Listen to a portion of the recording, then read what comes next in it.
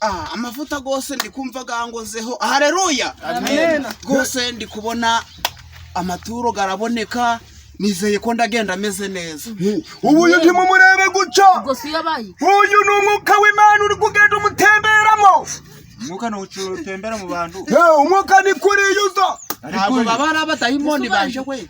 Nta badayimoni bari hano. Hauko urana umwuka w'Imana. Ko kwaba kurenza umwuka twaba dufite ahangaha. Narazamutse kuri Karisimbi. Mbabahuriye na Yohana. Turamanuka. Tugeze ku gikombe. Arambwira ngo hano hanywera amazi aryoshe, amazi y'ubugingo. Mbadahamusize ndongera ndamanuka. Ngeze ku Saswara. Mbabuhuriye na Yakobo. Ndakugurira kanyanga sha. Aha, ufite ikihe kibazo? Yeguse unari mu muntu wanteye inda. Wa muntu waguteye inda ninde? Wa muntu si yaba ari hano cyangwa yaba ari cyangwa yonda niyo mwuka.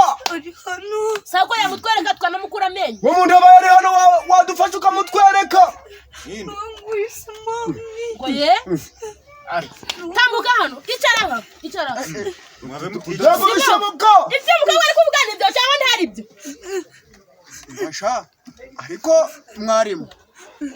Jewe ko ndateraga inda. Mbwira nezangegerawe. Mbwira. Niko wamgawe. Wateye inda. Mwarimu. Koko njewe pasiteri. Vuga. Mutuze twumve. Ndagenda ndatera inda. Mwarimu muzima. Mwarimu muzima bakabayikira. Cyane tugiye guhanganira. Kusi wamba barira wa mudamu. Ngo bararira iki? Kutari bari umwana uganuca. Ubwo sinasa nufite. Arega ma. Ukure ko ukabona nta nisano ufite. Bishoboka gute?